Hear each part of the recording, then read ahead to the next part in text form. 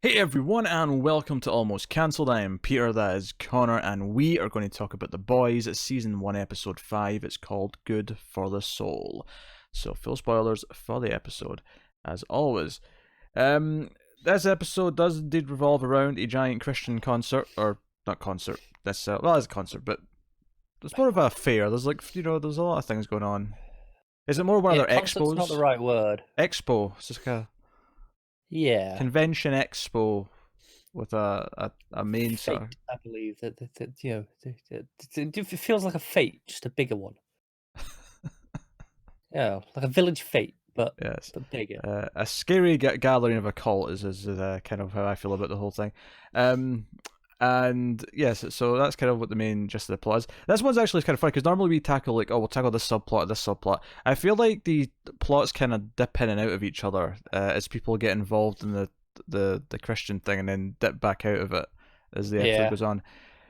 We start with A Train and Popclaw in a scene where she's hiding in Cuba and he comes to her and says, "Okay, I've talked to Stillwell, and she's okay with us going public, but you have to tell me who you told about Compound V." And I'm like, "This is clearly this is a lie. This is right away. It's a lie." And when he gets to the point where he starts telling her that he loves her, I'm like, "Oh, he's about to kill her." yeah. But she's a distraught junkie, so she'll believe it. She believes it enough. She admits to what not the face sitting. He doesn't find that out till later, but No, but just kind of like, oh, these guys, very rough descriptions. yeah. Broke in the apartment and have something on her. She didn't quite say what it is, admittedly, Yeah, but he gets enough out of her that he feels like he's got what he can get, and he super speeds and ODs her. Sticks 4 needles in her arm. I'm sure you loved this it was moment. terrifying. Yes.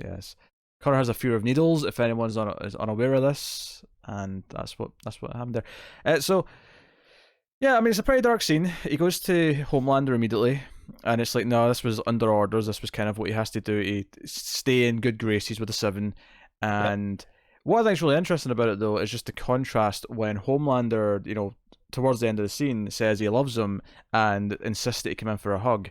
Now, obviously, he has the moment where he's hugging him where he says, "I'm always watching out for you," as if to say, "I'm always watching. Don't you Yeah. mess up again."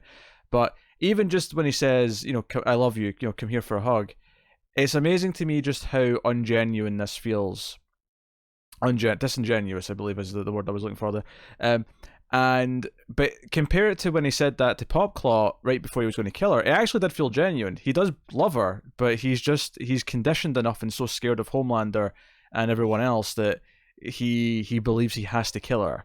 I mean, with good reason, I think, to be scared of Homelander. Oh yeah, of course, yeah.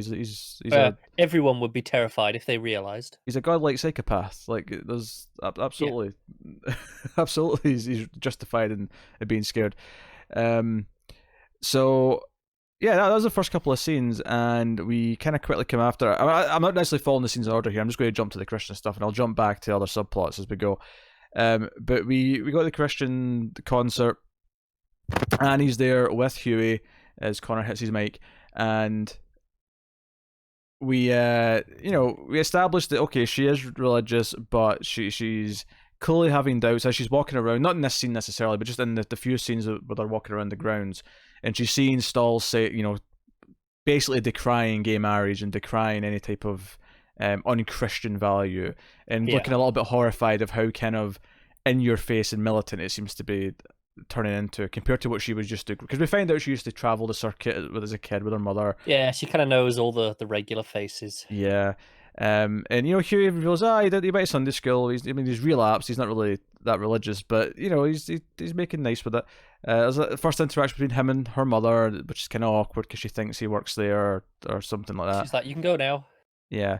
So we get all this kind of stuff, but obviously the real reason he's there, or the real reason that the boys and Billy specifically, he wants them to get into Ezekiel's private VIP area, which costs a fortune, right? Yeah. He wants him to use his friendship with Starlight to get in there so that he can show him footage of him in the superhero club that they went to back in the first episode.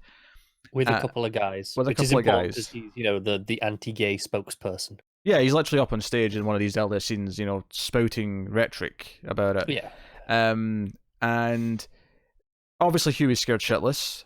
And once again, he's too scared to actually ask Annie until he kind of has a vision of his girlfriend. He has a vision of Robin again, and it kind of like spurs him on as to this is why he's here, this is what he's doing. And it convinces him to ask the question.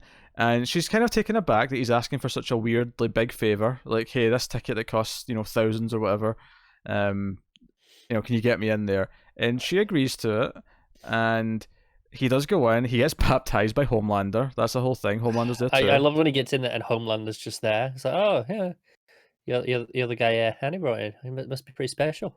Yeah. Well, what with that really smug smile where he's like, yeah, there's something fishy about this. Something fishy about you. So yeah, and obviously he's scared before he's baptized because they literally get into a pool where Homelander's dunking him, and it's like, yeah, if Homelander wanted to, he could just be dead right there. Like he could just hold you under there forever. Homelander does hold him under just a little bit longer than just enough so he knows. Yeah, just enough so he knows that he's in. I mean, obviously he could come and kill him anytime he wants anyway, but in this, he's essentially giving him the trust to not kill him here, which is obviously very difficult. So obviously everyone leaves, and he goes up to Ezekiel, and he's like, hey, I need to show you something, but his phone that he had the footage on, it's all wet and it won't turn on. Yeah, this seems like an oversight. You should have taken your phones out before the baptism. Yeah, well, obviously didn't know it was going to be a baptism before he went in. This is all caught him off guard. No, but when they got in there and there was a queue, she'd be like, oh, sorry, I left my phone in my pocket. Can I just leave it on the side? He's too scared shitless because he's not prepared to be in this sort of high stakes situation. Like, I know. He's not prepared to be blackmailing someone this powerful who turns out has Mr. Fantastic powers. We knew that already, didn't we? We saw him in the gay club. We did. I can't forget about it though. It wasn't until he did the whole wide world in his arms thing. And you were like, oh, it's this guy. Yeah. It took me. I didn't recognize him at first. Yeah. But Huey, in a panic, instead of, because he can't show the footage, just yells out that he had sex with him and that he's got footage of it. That he wouldn't remember. Yeah, which he doesn't.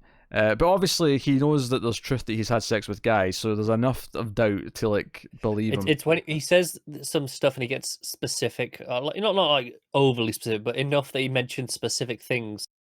And I'm like, ooh, is he going to get called out? Or like, hey, we didn't do that.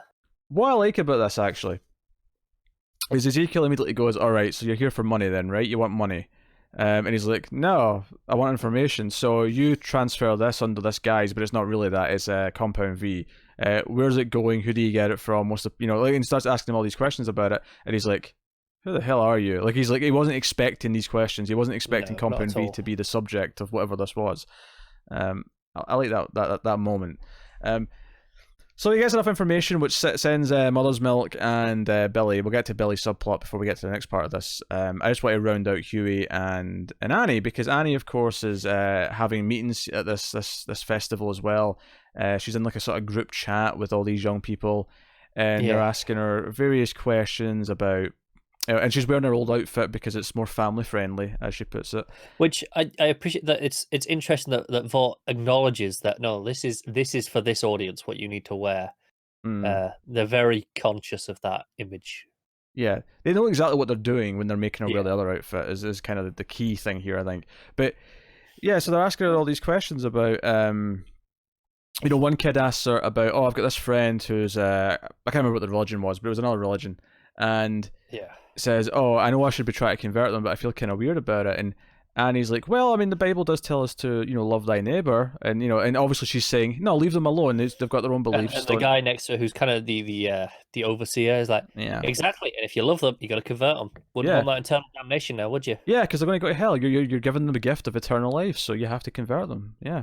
That's just the way and you can see that this is eating her up a little bit, and say she's not really down with the aggressive recruitment. She's very uncomfortable all episode with all of this. And then she's forced to lie about her sexual relations when she's asked by a young girl about having a boyfriend. And obviously I think the most important scene almost here, outside of the speech itself when she gets on stage, is when she talks to her mother before getting on stage and says, hey, I don't know if I feel comfortable with all this. And her mother makes it very clear that this is all about her. That she's been prepping her daughter for... She is. She's one of those mothers who puts their kids through like beauty pageants from a young age and is like determined... Oh, no, literally. Do you not remember Annie said, she put her in the in her interview tape at the very start, she was put in the, the superhero pageants. You're right. You're right. But but in the sense that she is this unforgiving, like it's not about the daughter at all. It's all about what she wants. It's all about her success. She's living vicariously through Annie, and she's told, "No, you're going out there and you're making this damn speech." And she goes out there and she starts a speech. She's like, gets a few sentences in, reading from the auto cue. And then she's like, you know what? Cut the music. No. This is all bullshit. I mean, I shouldn't say that exact word, but she's like, this is all scripted. I'm reading what I've been told to read. But here's the honesty here, is that no one knows. I mean, that's kind of the end. That's the point at the end, admittedly. I'm kind of skipping over the other parts. But, she makes the points of no one knows any answers, so it's silly to pretend that we all do, right? All these people saying that we know exactly how this works and why you should do this thing and that thing. No one really knows. Which Huey you see Huey in the crowd just being like the only one in the crowd who's eating this up. He's like, at the end, like, she walks off and he starts applauding, and no one else does.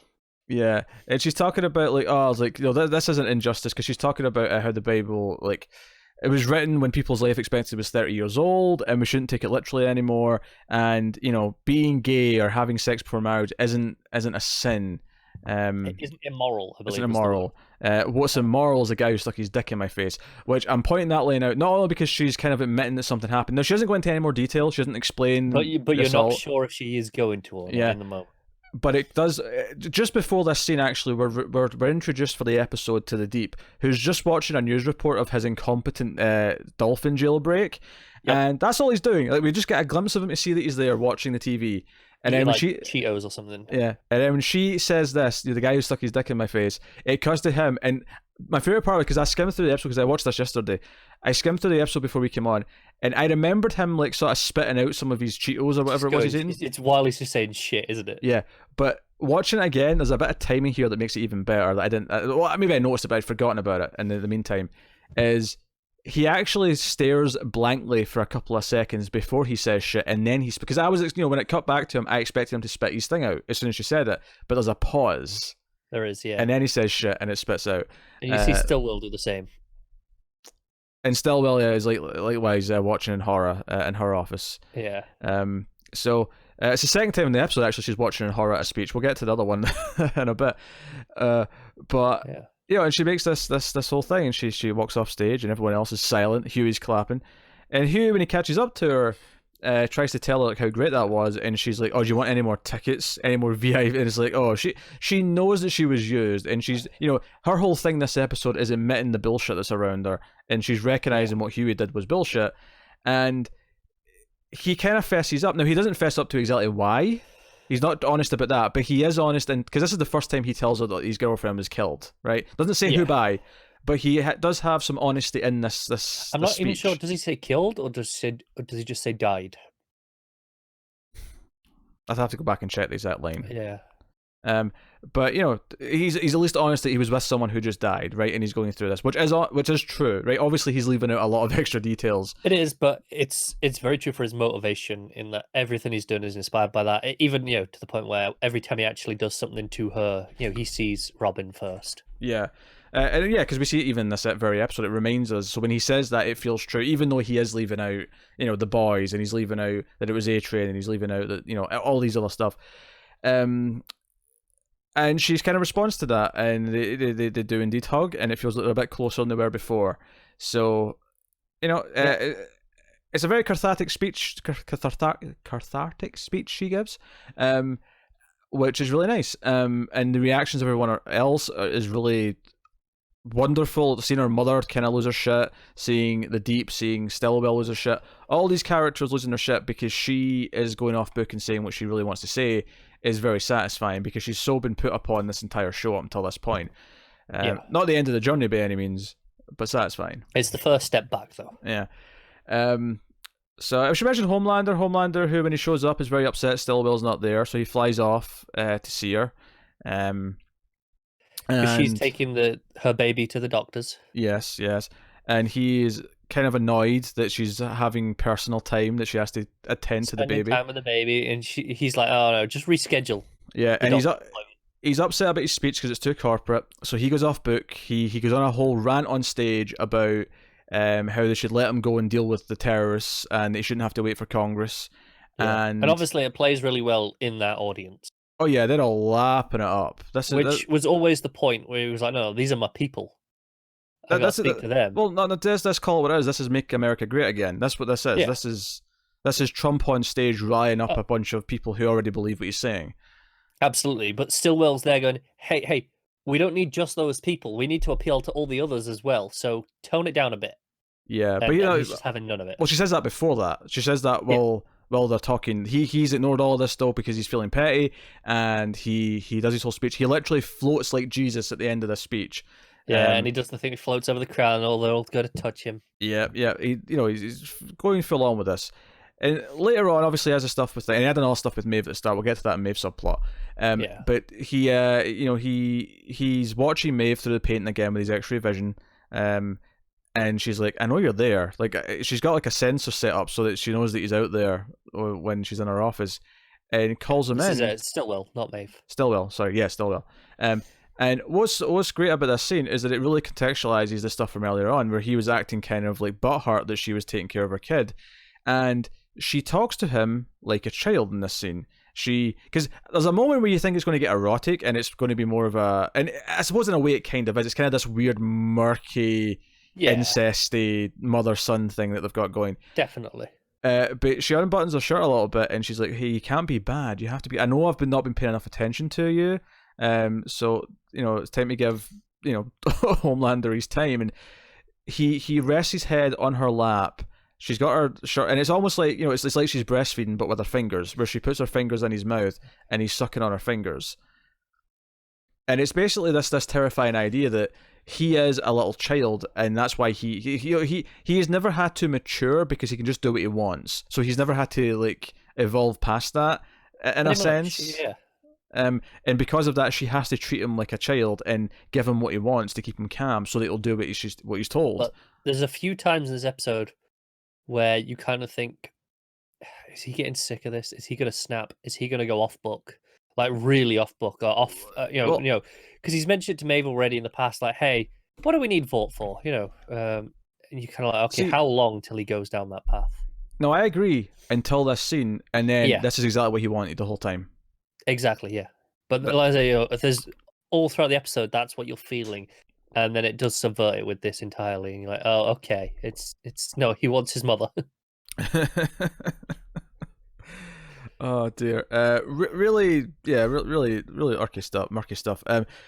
So yeah, Maeve, obviously she has a scene with Homelander at the start where they're at the funeral for the plane. This is the thing. This is what I was saying about the plots. I'll interject. Homelander's in like 4 plots in this episode, which is why we've spoken about all his scenes out of order. But he's in this scene. He's giving a speech at the funeral, and he's listing all the names. And Maeve is like thinking of the people in the plane as he's saying the names. Yeah, especially when it gets to the mother and daughter. Yeah, and she storms off and goes to sit on her own, and he comes after the funeral and sits down with her, and he tells her this, remembers this story with her about her firing a pen, I think it was, at a bad guy, and hitting him in the eye and killing this gunman, and it's like, oh, you took action. So yeah, this plane thing happened. It was bad. No one wanted it, but we'll take action now.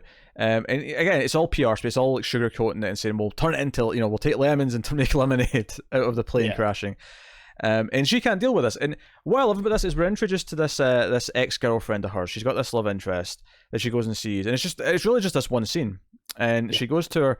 And what I love about this is that we learn a lot about their relationship, and it ended badly. Her drinking was a problem. This girlfriend doesn't want to see her. She repeatedly tells her to leave. And what I love about it is that her going to see this girlfriend, by the end of the scene, is very clear that it was never about coming to see her.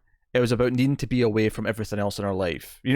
Because the girlfriend realizes this as well, even though Maeve tries to kiss her at one point and she kind of pushes her away, but she doesn't try to kick her out after that again. She's like, she realizes that this is not about wanting to get back with her. This is about something's happened in her, the Seven life that she is struggling with. She is breaking down because she starts crying. She's saying, I can't go back. All those people. It's pretty bad, yeah. Yeah, it's actually kind of heartbreaking, and it's kind of this idea that, we talked about, I think back in like episode 2 or whatever, about Maeve also being kind of broken by this, like the men around her. And, I think it was the scene with Annie in the bathroom where she kind of just took it. almost stoically, like she was just used to Yeah. she was broken by it And already. I think what I like about this is that another element of satire that's here that maybe we've maybe overlooked to an extent is the idea that, in the real world, like, men with power abuse it and like take advantage of everyone around them, but especially women, right? And that's a big thing we've been talking about a Sure. lot in the news in the last couple of years and things like that. I think this is an example of a show taking it and turning it up to 11, because this is men with actual superpowers that abusing their power, Oh and yeah, yeah.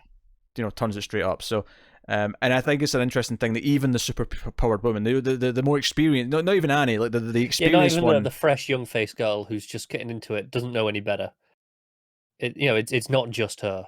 No, It's it's just Maeve. It's just the veteran who's been there for a long time, who's yeah, been beaten down by this and is like a victim of this system. And it's so, another layer of satire is great to add to the show. But what I think that's been really effective here is that Maeve's a character who felt fairly minor in the first couple of episodes, but I think between the plane scene last episode and then this scene, this episode, she's kind of risen to feel like one of the more important characters in terms of what the show's exploring. yeah. She didn't feel necessarily overlooked. She just was there, Uh, but so was a lot of them. A lot of characters at the start were just kind of okay. They're around. That we weren't necessarily going, oh, they're the really important ones. Um, Well, I mean, with a no, lot I of mean, side. no, because the important ones were clearly Homelander, A Train, and that was basically it. Yeah, but like again, I feel like the deep has gotten more, not necessarily in good ways, but since that first episode, it was like okay, there's more going on with the deep than we thought of. With his whole dolphin thing. Yeah, but Stillwell, I think that's like a minor like comedy subplot almost. Oh, sure, but in terms of just exploring that, okay, there's more going on with him than just what we assumed at surface level.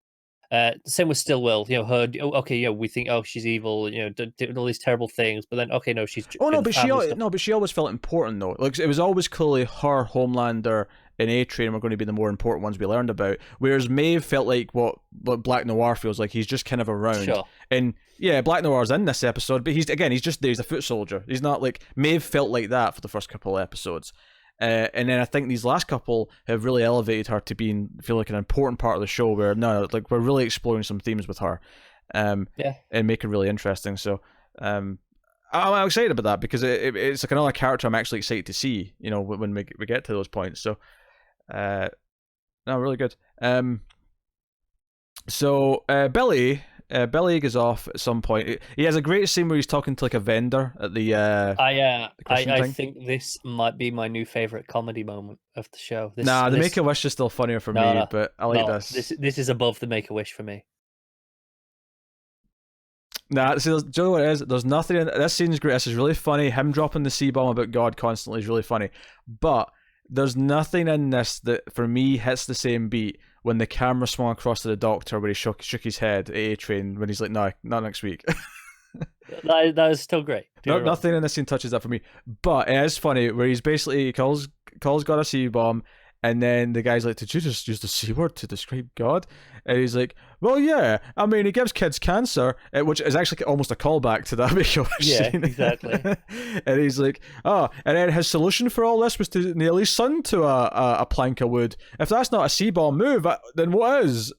We should just nuke him and get it over with. Look, what the moment that tops, the Make-A-Wish for me is as he's getting dragged away by Mother's Milk.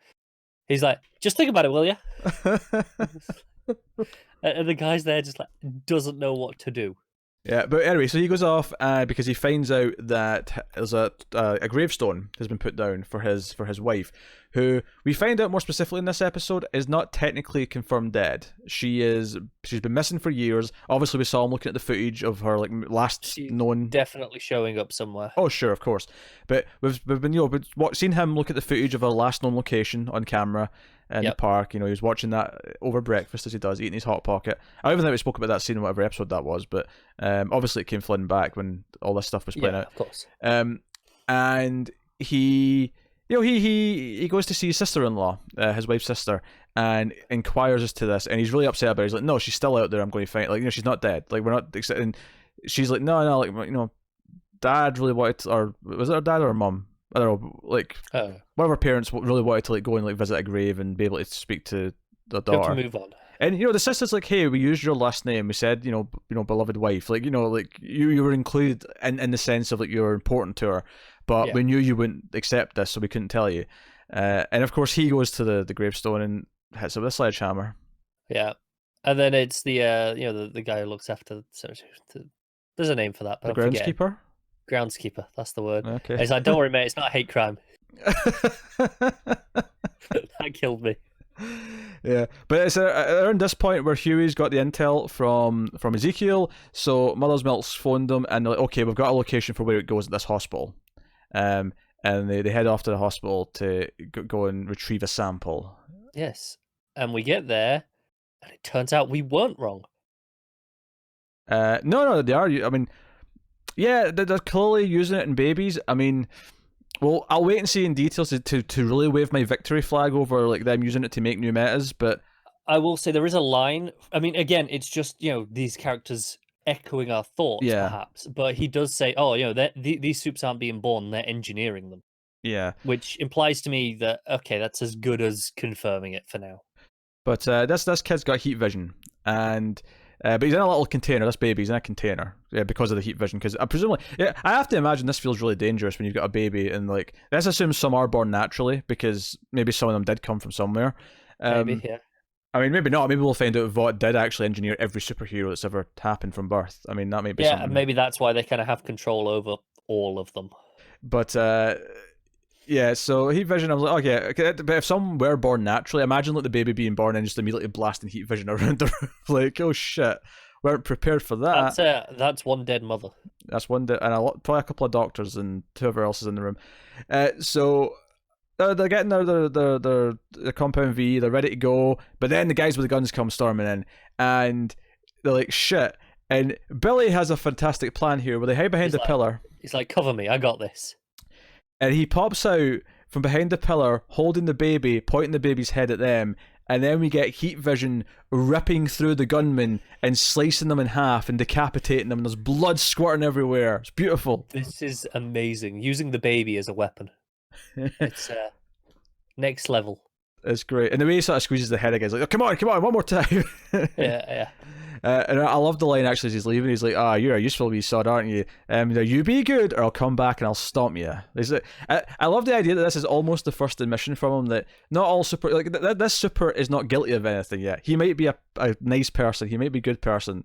So he's almost acknowledging, like him not wanting to kill the baby at this stage confirms that at least deep down he knows that it's not just inherently they become evil because they're supers.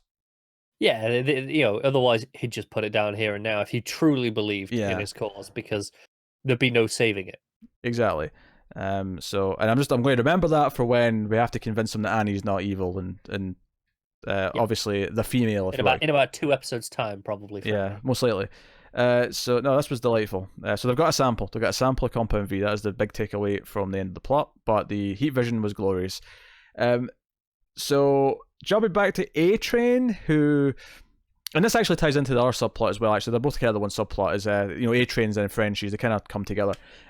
A-Train's watching one of the movies that sometimes the superheroes are in, and we get a random Billy Zane cameo. Yeah. Because Popclaw was in this movie and she's like fighting Billy Zane. I don't know. That felt like it was going to turn into a porno at any moment. I think that was just the bad acting that was doing. Maybe, but the music, the kind of the turned up seductive thing. If you recall, going back to episode 1, I pointed out I'd heard the creators talk about the fake movies in the TV show were inspired by Zack Snyder films. This was inspired by Zack Snyder. Just want to put that out there. Yeah. So he's watching this, and then he's like, "Oh, I want to get the sex files that he's got on a USB stick secret," and he puts them on, and it's in a Teddy cam. Yeah, and he puts them into the TV, and he's watching them have sex, and then it cuts to the scene where she's face sitting, and he's like, "What's this?" And she swishes the guy's head, and then the guys walk in, and Billy's got his back to the camera, so he doesn't see him, but he does get a look at Frenchie. And he prints out his image, and they get a list of all of his addresses because he's got a lot. He's got like a lot of hideaways. Like 20 aliases or something. Yeah, apparently. All with different haircuts. But because his girlfriend is at one of the places and sees them coming first, she's able to warn him that he's burned, and Yeah. he has to leave. And he's been babysitting the female. I hate calling her that to be honest. But that is kind of the name we have been given for now. Yeah. He's babysitting her, and he talks to her a couple times in the episode, trying to convince her like, hey, we're trying to help, we're trying to stop the people who did this to you, but ultimately when the people are coming, he's like, well, I can't look after you. Billy says just to let her leave her there. He's not willing to do that because he's trying to like help her. Heart of gold, Frenchie. Heart of gold. Unshackles her. He's made her breakfast at one point, and she doesn't eat it, unfortunately, but he makes her breakfast. Nice chicken dinner with roast potatoes by the looks of it. Yeah. But I could go for that. so she just runs off. But then when he's on at the end of the episode, he's running down the alley and he sees A-Train in the distance. He's like, shit, and he has to hide. Black Noir like jumps down behind him and like, oh shit, like it's Batman-y time. But was it not Black Noir he saw in the distance over on the wall? You may be right. Yeah. But he jumps down behind him, and then because Black Noir's helping A-Train at this point, A-Train's enlisted him to help with the search. He's brought him in, yeah. But the female jumps out and like tackles him and like sort of like sends him flying like across the alley and gives Frenchie a chance to get away. And then we get Black Noir and the female having a fight, and it's very brutal. And she's doing okay. Yeah. But I mean, and then she's got a lot of skill and she's got a lot of speed. But Black Noir is essentially their evil Batman. So he seems to have powers on top of the gadgets, though. Sure, but he stabs her a bunch of times. Stabs her in the foot, stabs her, slices her stomach. It's really brutal. And then once he goes away after he's done this, Frenchie comes out and like holds her and he's like, "Oh, I'm so sorry." And then we finally get to see outside of the speed that she's got, because she does seem to have some advanced speed and strength. Yeah, it doesn't seem to be like super speed, but enhanced, I would say. I would say Spider-Man-esque super speed, if that makes sense. Sure. Because Spider-Man has enhanced speed and strength, but obviously it doesn't. It's not like the Flash where he's zooming about. Yeah. It's close to like Captain America, where it's like kind of peak. Quick parkour. Yeah. Anyway, but we see her like true power. It's Wolverine-esque. It's the regeneration. Our wound heals. Yeah. And that's where we end the episode. Yeah. Oh. Was that everything? There was so many plots in that episode. I feel like I've missed like 5 of them, but we talked about a lot there. We did. Until we get a better name for her, I vote we refer to her as Honey Badger.